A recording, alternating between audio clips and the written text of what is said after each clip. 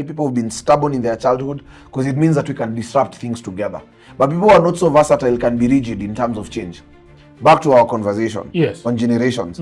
So because of generational psychology aspects, it affects everything else. For example, if you meet a person who's like a good boy gone to Alliance, right? So firstborn went to Alliance, secondborn went to Kenya High, was a good girl.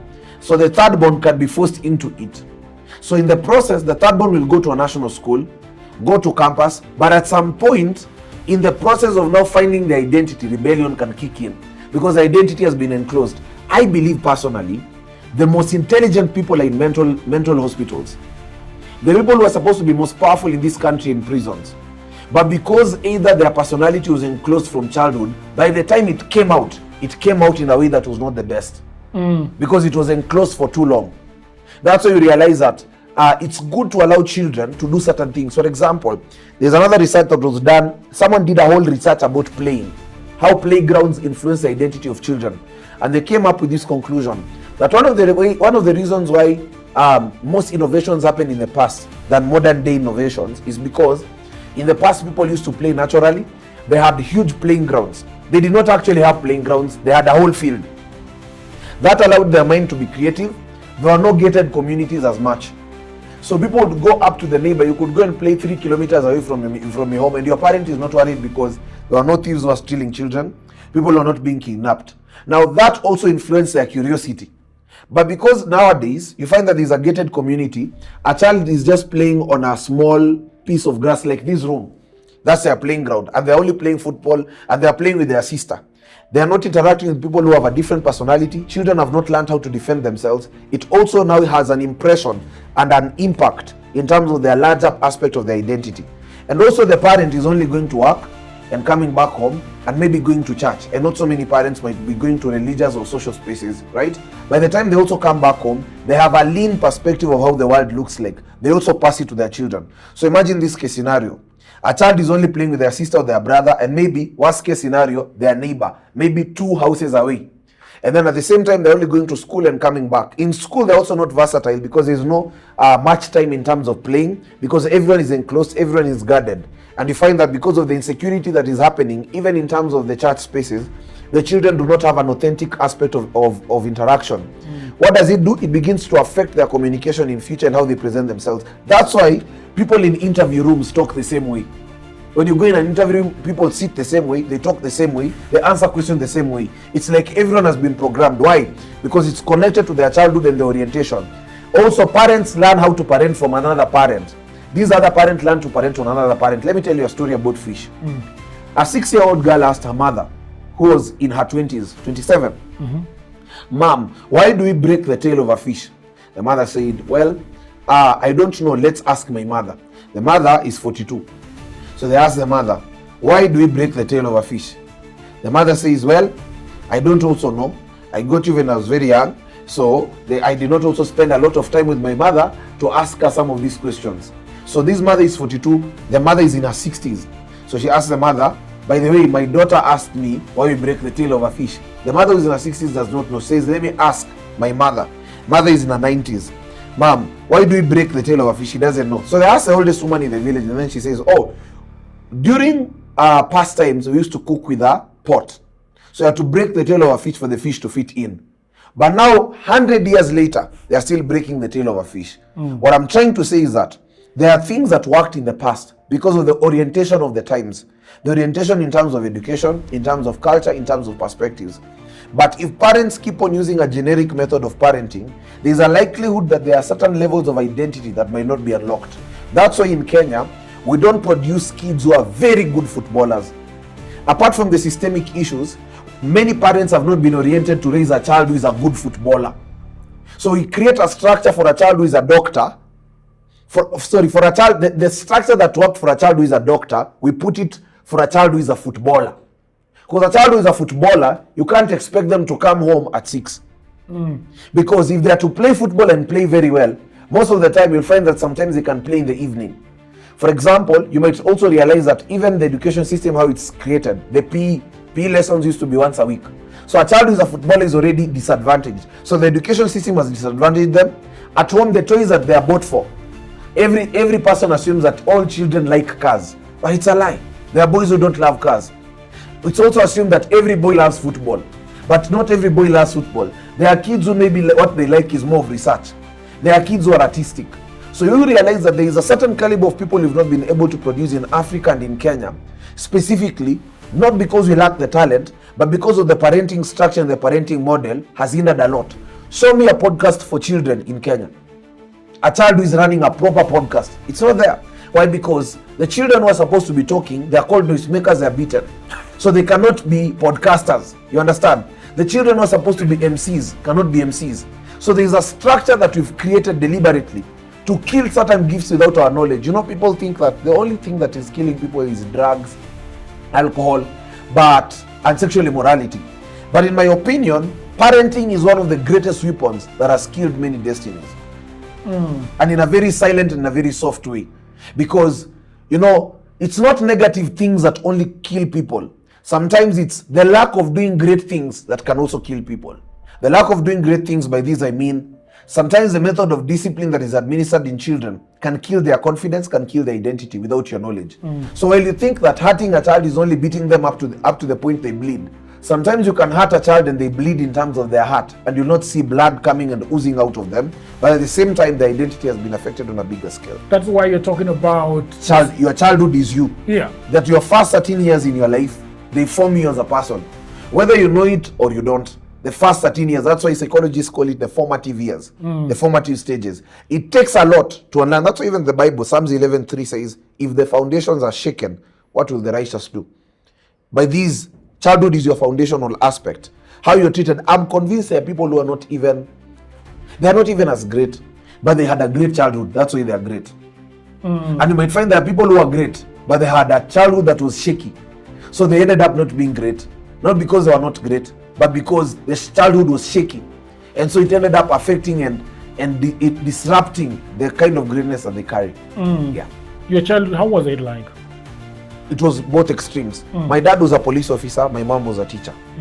My mom exposed me a lot. She played the role of exposure in terms of me knowing about Tom Mboya. I got to know about the labor charter, the economic blueprint when I was 12.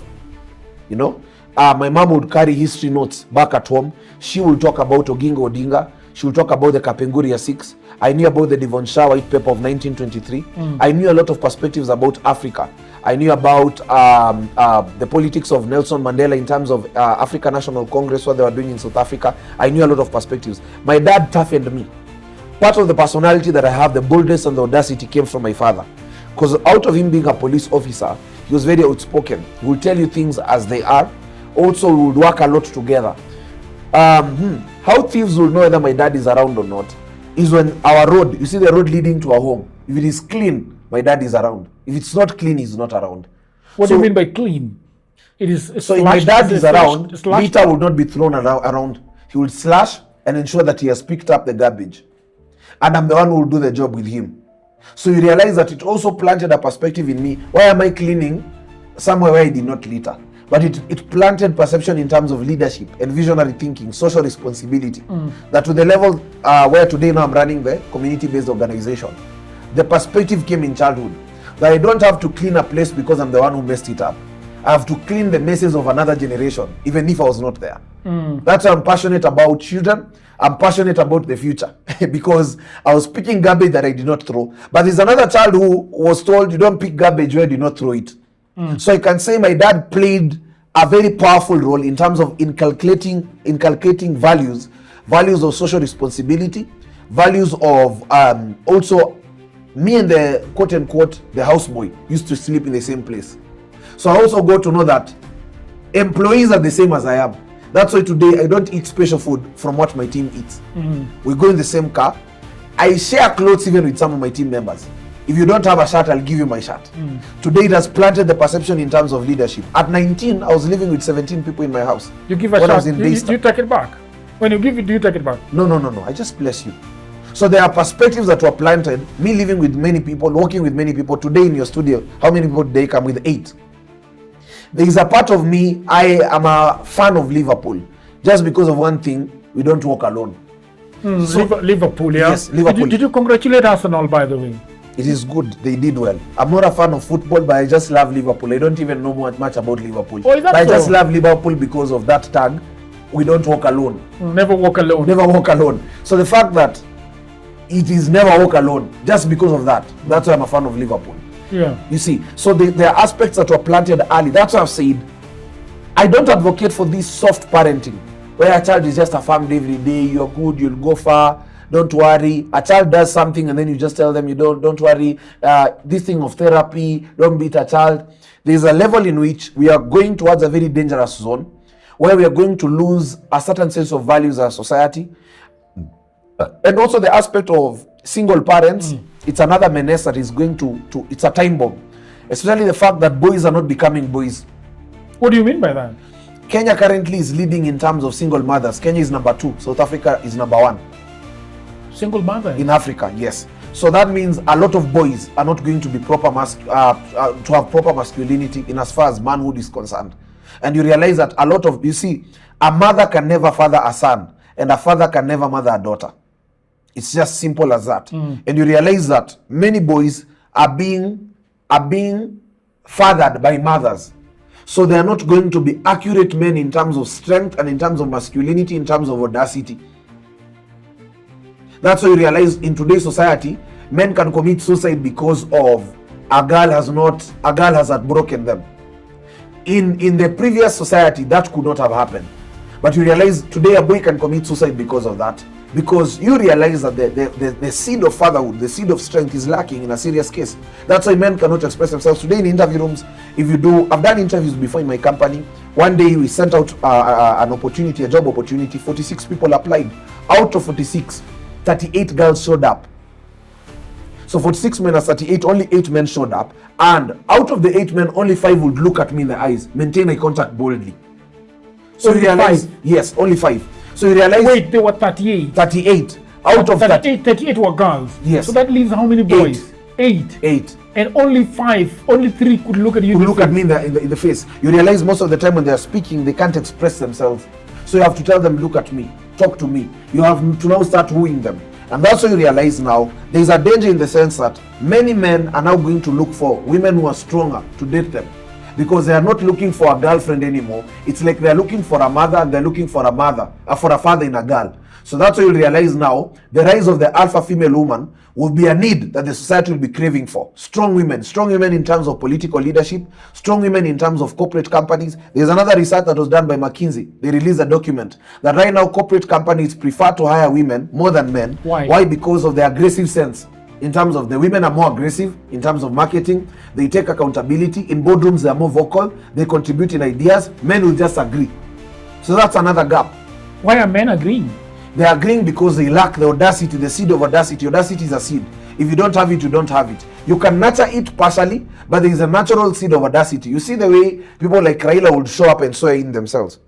That seed is lacking slowly, even in terms of our political circles. It's the reason why very few politicians can even face the president and tell him no. Very few politicians. Why? It's because the seed of audacity is lacking as time goes by. There are certain things that are lacking slowly by slowly. Why? Because audacity is a seed. In the Bible, there are 2 times where men were killed. During the times of Jesus and during the times of Moses. It was not about killing men. It was about the seed of audacity. Because audacity is a seed. It can be killed early or it can be nurtured. And it cannot be nurtured without. It's only nurtured from a place of presence, whether that seed is there. For example, a mango can only be a mango if the seed of a mango is present. There are certain plants you can't find in Kenya because you don't have the seed and our soil cannot be able to grow that seed. So the same thing applies to the aspect of masculinity.